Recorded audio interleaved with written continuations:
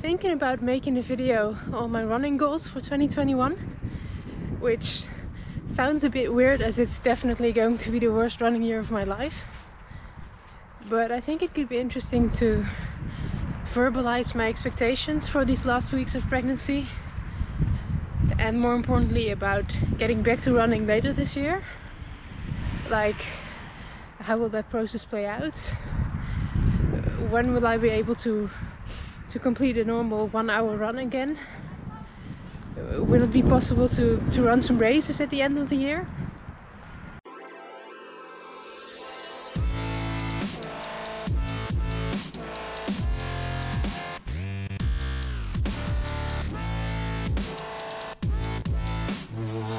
So today I want to make a video on my running goals and expectations for 2021, so that at the end of the year I can do a recap and see how wrong I was. Now, on a more serious note, for me 2021 is going to be the most unusual running year of my life because of the baby we're expecting in 2 months.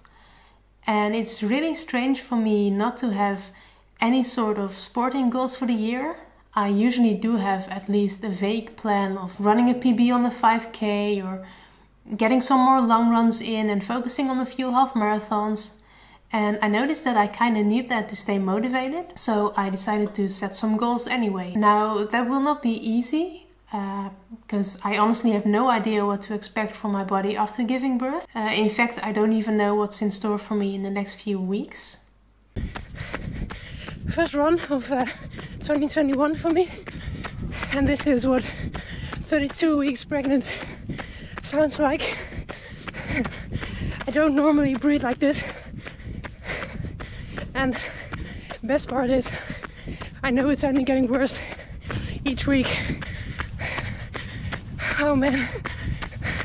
So I don't expect much from the last 7 weeks of pregnancy. I had actually planned to start swimming around this time, but due to the lockdown we have here, all pools are closed, so that is not an option anymore. I'd be happy if I could sustain my habit of running 20 minutes every other day, but I suspect that somewhere between week 35 and week 40 my body will kindly ask me to stop, and we'll see how that goes.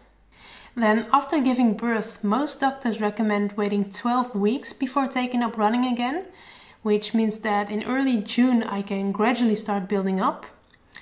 Now, I've deliberately chosen not to read up on how that usually works because everybody is different anyway, but I think that after 3 months of no running, my fitness level will be below 0, so I'll probably need to fetch myself one of these start to run training plans with a few minutes of walking, a few minutes of running, etc. I've never done that before, so that'll be quite interesting to see how that feels. I do expect my body to pick it up quite quickly, and I think that after a month I'll be able to run my shortest running route of 8 kilometers again at a fairly reasonable pace.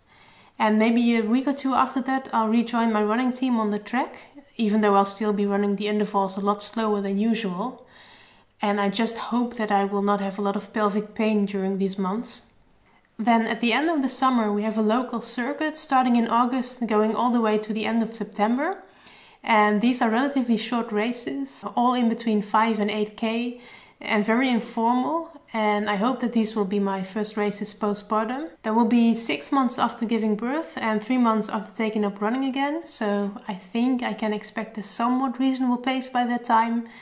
Let's say 4:30 per K.